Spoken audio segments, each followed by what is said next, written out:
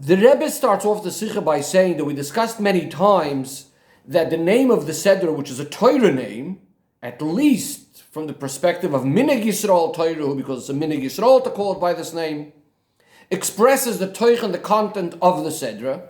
And since it's the name of the whole Seder, so it's understood that the name will hint to the ideas of everything that's mentioned in the Parsha, in the Seder, all the way to the last Pasuk. Based on this, we need to have clarification, we need to understand. In regards to the name of this Seder, Mishpatim. Yes, it's true that the biggest portion of the Seder are speaking about the Mishpatim, the laws of the Torah, which are called Mishpatim. However, at the very, very end of the Seder, the Torah tells us about the Hachonos to Matan Torah. How Moshe Rabbeinu is going up to the mountain and everything that entails, which seemingly doesn't have anything to do with the concept of Mishpatim, of these laws that are Mishpatim. Furthermore, when we say Mishpatim, we're specifically referring to mitzvahs, which their obligation would be understood even by the logic, by the rationale of the person, as it's known. And therefore it's not understood. Part of the hachonos of Matan Torah, which are mentioned in the end of this week's Parsha, is the fact that Yidden said Nasa, and that they said Nasa v'nishma, that they're going to obey, they're going to listen to Hashem.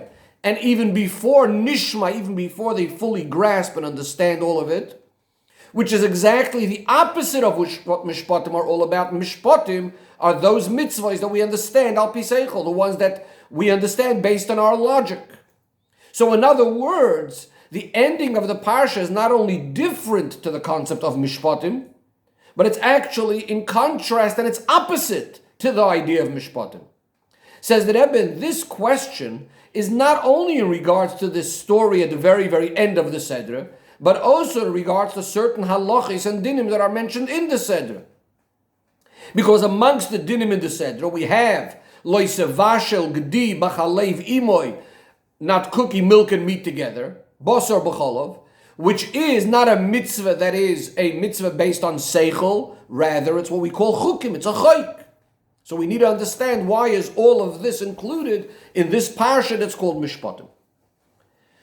The Rebbe continues and says, on V'eila HaMishpatim, Rashi brings what Razal tells us, Mahari shoinim misinai, af elu misinai, which simply would mean that just like the things given in Parshas Yisro, the Aseres HaDibrois, came from Har Sinai, these Mishpatim were also given at Har Sinai. Now we know that Chassidus has an explanation on this. The inner meaning of these words, Af Elu Misinai, means that also these Mishpatim we need to be fulfilling, not only because our Seichel is dictating this to us, but also because Misinai, because they're commanded to us by the Eibishter. According to this, seemingly we would be able to understand why the Parsha is called Mishpatim, and why in a Parsha like Mishpatim we tell about the story of Naaseh v'nishma, and also the idea of Basar v'chalav, even though it's not part of Mishpatim, not part of the rational mitzvahs. The Torah is trying to hint to us that even Mishpatim are bepnimius higher than Seichel. They are all like Basar v'chalav. All of the mitzvahs are really in essence chukim. And therefore we need to do them with Kabbalah Soil Malchus Shamayim, accepting the yoke of Hashem, Naaseh v'nishma, Chuko chakakti, the Eibishter gave us a decree, and we need to do it. However, the problem with this is twofold. Number one, in the Mechilta, the Medrash that brings this idea of Af Elu Misinai, there is actually another opinion. And in fact, that opinion is the only one that's brought in the Medrash Rabbah. That the Eilah HaMishpatim was not given at Sinai. It was actually given in Morah, which was before Har Sinai. According to this opinion, we wouldn't be able to say this idea of Af Elu Misinai, because they're not given at Sinai. Therefore, we also wouldn't have this pirush of saying that Mishpatim need to be done just like mitzvahs from Sinai. And if that's the case, we can no longer fall back on this pshat that the reason why the Torah is telling us these dinim in Parshas Mishpatim, the idea of Matan Torah and Basar B'Cholov, is because the whole idea of Mishpatim need to be done in a way of Sinai, because according to this opinion, we can't apply all of that at all. We don't say Af Elu Mi Sinai regarding Mishpatim. So we're back to square one. More importantly, the Rebbe says, even if we do say Af Elu Mi Sinai, that Mishpatim are also Mi Sinai, and therefore we apply the inyanim of Mishpatim to Sinai, but since the name of the parsha is Mishpatim, what seems to be the emphasis is the other way around. In other words, we're emphasizing the idea that it's all Mishpatim, it's all logical mitzvahs. The emphasis is not the Sinai part. In other words, from the fact that we call the whole Seder by Mishpatim, we should really be coming to an opposite conclusion. Not that Mishpatim are really Chukim, but by the fact that we're calling it all Mishpatim, it would lead us to say the other way around. That everything, even Basar B'Cholov, in fact, even the concept of Nasa and Nasa and Nishma are really part of Mishpatim. That means that their inner idea is Mishpatim. How do we understand this? Seemingly they're against Mishpatim, they're opposite of Mishpatim. Another thing that Rebbe says we need to understand, that this Seder of Mishpatim comes immediately after Parshas Yisro, after Matan Torah. Now seemingly, the main Chiddush of Matan Torah would not be the idea of Mishpatim, rather more the idea of Chukim, or perhaps even Edus, those mitzvahs that are beyond understanding. Why is that? Because the idea of Mishpatim we should be doing based on our understanding Al Pi Seichel, even without Hashem commanding us. So that's not what Matan Torah is all about. In fact, the Gemara says that if Torah would not be given, these are things that should have been written anyways, things that we should have been doing anyways. Especially, says the Rebbe, we have the Shita of the Ramban that tells us that when we know that one of the Sheva mitzvahs B'nai Noach is dinim, what dinim are we referring to? What are they commanded to? That B'nai Noach are even commanded, even without Matan Torah. It's not only, as some opinions is to appoint judges and courthouses, but rather all the dinim of stealing, of cheating, of robbery, of paying a worker in time, the dinim of shoimrim, of a watchman, oinus umafata, the dinim of one coercing or convincing a girl in immoral activities, avos nezikin, the different dinim of damages to property, hurting a fellow, the dinim of borrowing and lending, or the dinim of transactions, buying and selling, etc.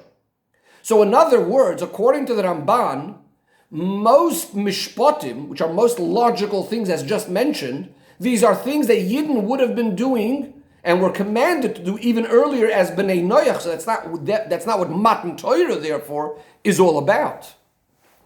And that's why we find that by Matan Torah we say, Vayered Hashem al Har Sinai. Hashem comes down on Har Sinai. Hashem speaks all of these words of the Aseres HaLibros in a way that V'chol Amroim, everyone was able to see the sounds and they were able to see that which is usually heard. In other words, there was a tremendous Isgalus Alikis, a godly revelation that's completely beyond logic, beyond the normal things of a human being. So in other words, what should come right after Matan Torah? If the main Chiddush of Matan Torah is more that which is beyond the Seichel, so seemingly what should come after Matan Torah is the dinim of Chukim, perhaps even Edus, which is really going to express the main Chiddush of Matan Torah. So why is it that Mishpatim are the ones that are following right after Parshas Yisro, right after Matan Torah? Now, yes, it's true what we said before, at least according to one opinion of Razal, that the Torah is putting the Mishpatim right after Sinai to tell us that Af Elu Misinai, that this too is given from Sinai. But very nice. So Af Elu Misinai, they also come from Sinai. But first you should have the Chukim, the mitzvahs that are initially definitely from Sinai. Then you could also add after that some Mishpatim as well. So why are we starting with Mishpatim? The question is even more, based on what we said before, that in Parshas Mishpatim itself, at the end of the Seder, we once again have the story and things that happened close to Matan Torah, both before and after Matan Torah. Whereas we just said that most of the beginning of the Seder was said to Moshe, according to Rashi, only after Matan Torah, in the 40 days when Moshe Rabbeinu was on Har Sinai, then it seems to be that the whole Parsha is out of order.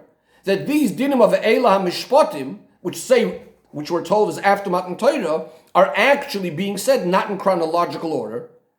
So that's according to this Pirush, and certainly according to the Pirush, that Ve'ela HaMishpatim is said in Moro, which is before Matan Torah, then these dinim are definitely not said in order.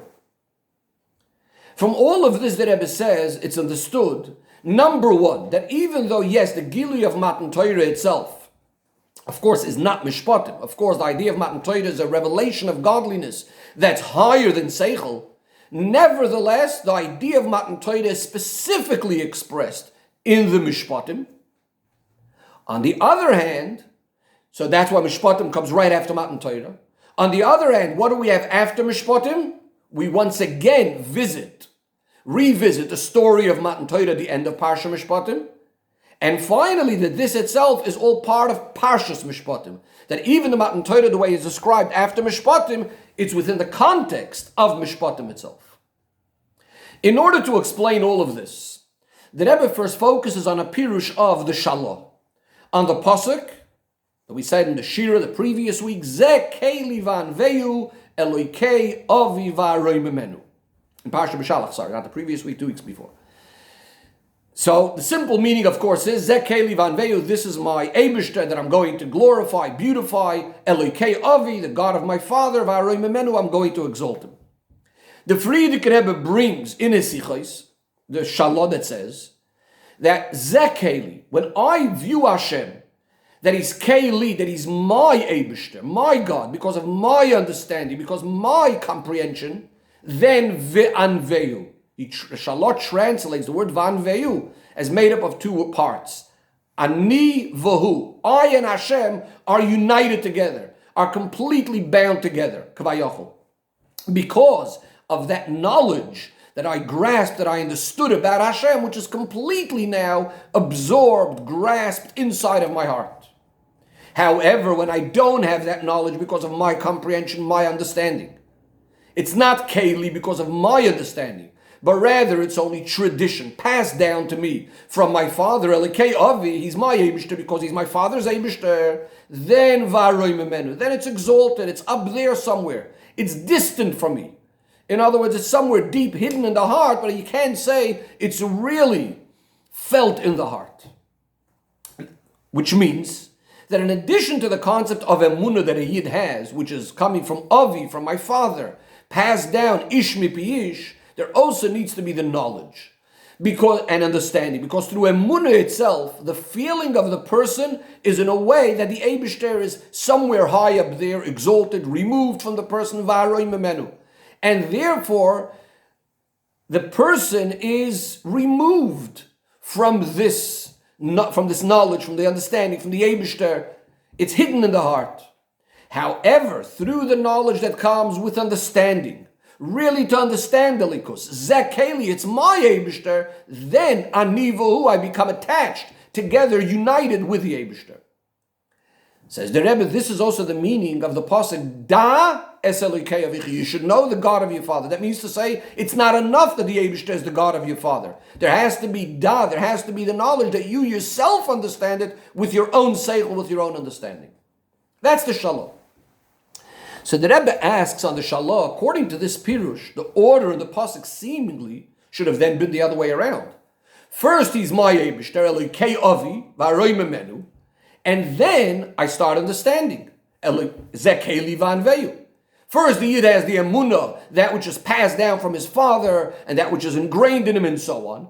Then comes his understanding that he also needs to understand the likus. To use even the wording of the Shalah himself. The Shalah says, in addition to the fact that you have the emunah in your heart because of your father, you also need to know him yourself because of your understanding. So what should the order of the pasuk been? First, Eloikei Avi, and then Zekeli, my own understanding. Now, seemingly, says the Rebbe, this is in Se'ivav, we could have explained it based on what's known, that even once a person has the emunah and he brings it down, is in his understanding. Nevertheless, there's always room for the emunah. There still needs to be the emunah that's higher, the understanding. You still need to come back to emunah. Because since Hashem is Ein Sof, unlimited, So no matter how high I go with my understanding, there's always going to be levels in godliness that are completely beyond my comprehension, that you could take, that you could grasp, that you could touch only with emunah.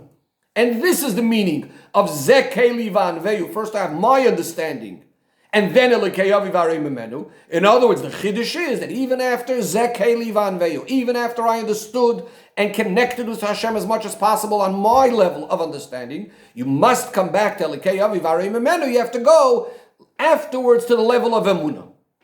However, the problem with this, the Rebbe says, is even though it's true that there is a level of emunah that comes after my knowledge, but the question is, what about the emunah that needs to come before my knowledge, before my understanding, that which is the foundation of everything that I have? And that's the emunah of Elokei Avi that should have seemingly been first. Then, once I have Elokei Avi, then I come to understanding. The way the Shalach puts it, there's no mention of that initial emunah. We start off with Zeh Keli V'Anveyu, which is starting with my understanding, then going to Elokei Avi, the God of my father, but I should have started off with that, with the first initial emunah. Says the Rebbe, the explanation of all of this is, the whole purpose of Matan Torah, as we know, is getting rid of that gzeira. There was the nullification of the decree regarding Elyonim and Tachtoinim, that the Tachtoinim, the lower levels, the lower realms, should be able to go up to Elyonim, should be able to connect with the spiritual and higher realms, and Elyonim, Yerdu L'Tachtoinim. The chibur, the ultimate fusion and connection and bonding between Elyon and Tachton, the higher and the lower. And we say as follows: the idea is not that the Tachton, the lowly level, should completely lose his identity, and now he is going to become an Elyon. The idea is that he remains his existence, his entity, as he is a Tachton, and as he is a Tachton, he should be able to be elevated and become connected to the Elyonim. Says the Rebbe, this is actually the reason why it's not enough that Elyonim Yerdu L'Tachtonim, that just the higher spiritual levels, or Hashem himself comes down into this world. Only Vayered Hashem al Har Sinai, that Hashem should come down. There has to be a Tachtonim, the lower realm lifts itself up. And furthermore, the Medrash says, the Medrash speaks first about HaTachtonim, that the Tachtonim need to go up before the Medrash discusses Ho Elyonim Yerdu. Even though practically it ended up being the other way, that Hashem comes down first. Why is that? Because when Elyonim Yerdu L'Tachtonim, when the spiritual and the higher levels come down, not by the Tachtonim and not through the Tachtonim, it's just an expression of the Elyon, of the higher up, revealing himself down below. And as the Medrash says, the Eibishter says, V'ani ha'maschel, I'm going to start. Then what happens is that in the Tachtonim there isn't a real bonding and connection with Elikus. Rather, he's losing his identity because of such a tremendous revelation of above. And as the Pasuk actually says, Vayech, and specifically by the Yidden, it says, Vayecher ad kol ha'am, the whole nation trembled. Vayarom, vayanu, vayamdu meirachik, they were shuddering, they were trembling, standing from a distance. And so too the whole world, Vayecher ad kol ha'ar, the whole mountain is trembling. In fact, in the whole world it's felt. Tzipor leitzovach, the birds aren't chirping, the whole world is silent, etc. In other words, from such a great Gilead Lakuz, the world isn't ready for this. In order to have the real purpose of Matan Torah, as said before, that the world as a mitzvah is within its own way. As a tachton, it should be connected to the Elyonim. This kind of combination could also only come when the tachton himself is working to go upwards, to refine himself and get closer to Hashem. So that's one side of the story. On the other hand, you of course first have to have Elyonim Yerdu L'Tachtonim, that the Elyon comes down, as quoted from the Medrash, V'ani ha'maschel, Hashem comes down first, because the bitul that's going to happen, yes, the Tachtonim are going to lose themselves for a while because of this great Gili, but that's going to enable and empower them that later they, with their own koyach, should be able to go up to the highest level. So they first need to have this general bitul. Says the Rebbe in Sifches, these two ideas, on the one hand, Elyonim Yerdu L'Tachtonim, that's causing a certain bitul, and then Tachtonim Yalu L'Elyonim, where the bottom is going up, and now really becoming a Keli Telikos. In the specific avoid of a person, these are really the two ideas of emunah, faith, and asagas haseichel, understanding. Emunah comes not through our effort, not through our work, not through our toil, from the person himself. This is something that's given from above. To use the terminology of the Shalah, It's Kabbalah ish mipish. These are the things that are passed down to us. These are the things that are ingrained in us. This is more of a gilui coming from above. And therefore, even when the emunah is shining by the person, and as a result of the emunah is doing everything Hashem wants, but he's not becoming one with Hashem. His own metzius is still remaining distant from Hashem. However, when the person works hard to understand the likus, this is coming from himself, from his own metzius, that causes that his metzius should become one with Hashem. As again from the Shalom, Ani v'hu, Anveyu is I and Hashem are becoming connected, tied together. However, of course, there must be the Amunah as a Yesoid, as a foundation, as a preparation for the Amunah, for the Avodah of Seichel. As we said before, first there is El Yoinim, Hashem comes down. That's the introduction in order that we should be able to elevate ourselves up. Why is that? If in the context of Amunah and Seichel, because Seichel on its own could very easily come to mistakes. We know there's the concept of a person is biased and a person is very, very subjective. It's called the shoichat, the bribery of one's own self-love. This could all cause that the seichel of the person should be leading him in the wrong direction. He's not being mechavan alemis. And therefore it needs to be based on a foundation of emunah and kabbalah soil, which is going to guard and protect and make sure the seichel is going in the right direction. Says the Rebbe, now we could come back and understand the order of the parsha is first Yisroi and then Mishpatim. Yisroi is the parsha of Matan Torah. This is something that comes from above. El Yoinim Yerdul Tachtoinim. Hashem coming down, giving us the Gilui of Aseres Adibros. And that's what it causes by the Yidden, the Gilui of Emunah. And it's going to express itself by the Yidden losing their Metzias. Vayechera, they're trembling, they're shuddering, etc. However, after this Gilui from above, after Parshas Yisroi, after Matan Torah, now starts the main avodah of Tachtoinim Yalul Al Yoinim. Now we need to climb the ladder upwards. We need to become now one with Hashem. We need to make sure that the Metzias, the very existence of the Nivroim, is becoming not nullified, but becoming one with Hashem. And that's what Mishpatim is all about. These are mitzvahs, sichliyos. These are mitzvahs that are logical, that are rational, which means to say that now the Chachma of Hashem is making so much sense in the Seichel of the Nivra of the person, to the extent that they become one, a yichud nifla, an amazing bond, an amazing unity that's permeated. A person's own Seichel is now permeated with the Chachma of Hashem. Hashem's Chachma now completely penetrated the whole person, that even in his own mind is aligned and understanding the way Hashem wants. And this is really achieving the whole point of Matan Torah, the Chibur of El Yoinim with Tachtoinim.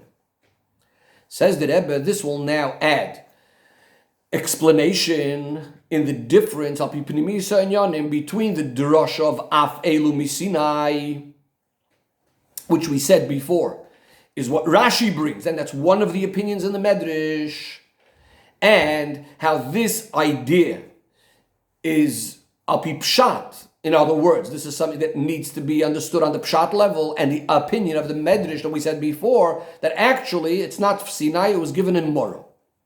What's the difference? So the Rebbe says like this. When a person is holding on the level of pshat, that means in his earlier stages of learning, his beginning of his avodah, he doesn't have yet understanding of Elikos, he doesn't have yet av of Yira, etc. At this point, you cannot say that he'll just base things on Seichel. And it won't help him, the Seichel. The Seichel won't get him actually to do the right things, because at this point, he still has his Nefesh HaBahamis working full force. So you can't say just his Seichel will get him to do the Mishpatim. And therefore, at this point, you must have the idea of Af Elu Misina. At this point, you must have that strong foundation, the strength of the Aseres HaDibros. Recognize that Mishpatim are coming from Sinai. That's where the attitude has to be. And it's coming with the whole commotion and all of the noise and all of the excitement of Matan Torah, the big Gili Elikus of Matan Torah. In other words, what did Matan Torah achieve? The people are trembling. They became they're losing their own Metzias. And that's the idea, the attitude that needs to be in the beginning of Avodah. And so too in Avodah Sodom, the beginning of Avodah has to be this idea, the Yetzer Tov is getting angry at the Yetzer, screaming at the Yetzer, the Nefesh HaLekis getting angry at the Nefesh HaBahamis, and in this way he's completely causing him to become bottled, to completely become nullified. So that's our level of pshat. Our attitude has to be Mishpatim Sinai. It's coming directly from Sinai. In other words, it's not about our seichel.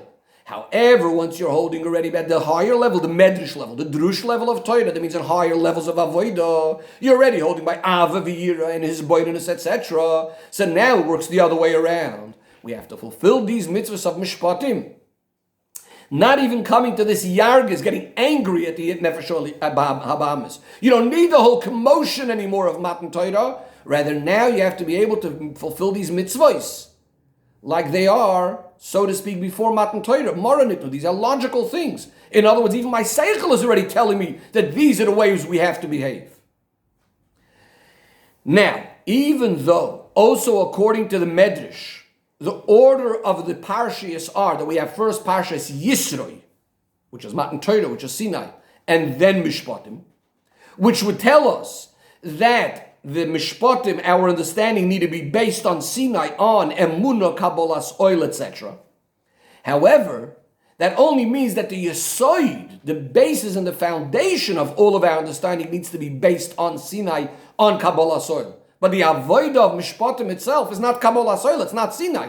In this level, the idea is, yes, I'm serving Hashem with my seichel. My seichel is also already on board. Again, as opposed to the Rashi or the Pshat level, where we just focus on, no, these things are Sinai, even the Mishpatim are Sinai. Says the Rebbe in Sif Yud Aleph, this will also help us understand the Rambam. The Rambam says, there's a Maimer Chazal that tells us that a person shouldn't have the attitude and say, I don't want to do these Aveiros. Rather, Chazal say, I would have done them myself, but what should I do? My Father in heaven, Hashem, decreed that I shouldn't do these. The Rambam says that's only true in regards to Chukim. However, when it comes to Mishpatim, the logical mitzvahs, we have to clearly say, there's no way I would do this Aveir. There's no way out, for example. The Rebbe doesn't bring these examples in here, but there's no way I would rob and kill and so on and so forth. The Rambam says, because if a person would say, I would do these things on my own, it clearly shows that he's very, very corrupt in his midos and so on. A lowly person. The question, however, is, Chassidus usually tells us that even Mishpatim have to come with Kabbalah soil, just like Chukim. So why are we suddenly saying over here that in these Mishpatim, we have to say, no, I wouldn't even do them myself? But the explanation is similar to what we said before. Of course there needs to be a basis and a foundation of Kabbalah soil. We can't rely on the seichel and the feelings of the person. And furthermore, if a person is going to do Mishpatim only based on the seichel, he's of course going to be missing the most important idea of that, which is avodas Hashem. By a Yid, every single thing has to be the basis of Anoichi Hashem Elokecha, serving the Eibishter. This is all based on what Hashem wants. But on the other hand, the whole point of Mishpatim is that these mitzvahs need to permeate the person so much, all the way to his inner faculties, that therefore automatically even the person himself, not only nullifying his mitzvahs, but even with his mitzvahs, with his own existence, he is now disgusted by the Ra. He's saying, I would never do these kind of things. Says the Rebbe, even though, of course, there's an advantage in this avodah, of yediyah, of knowledge, based on your understanding, and that, dafka, through this, you become one with Hashem's chokhmah. However, since a person's seichel, a person's logic is always limited, so it's understood that this yichud is only going to be possible in those levels which could be grasped according to seichel. The kavanah of Matan Torah, however, of connecting Elyon and Tachton, is that even those things that are higher than our seichel, higher than our understanding, even things that are completely beyond the whole idea of understanding, even they should be able to connect with the Tachtonim.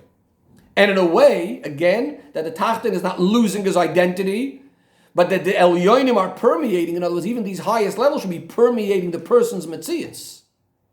Says the Rebbe, that's the chiddush in what we say, Elikei avi varei memenu after zekei livan veyu, which is part of what we asked before. Shouldn't the order be the other way?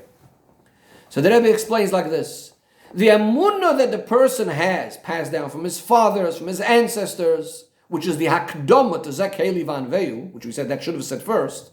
Of course, that needs to come first. But that's not the avodah of the person.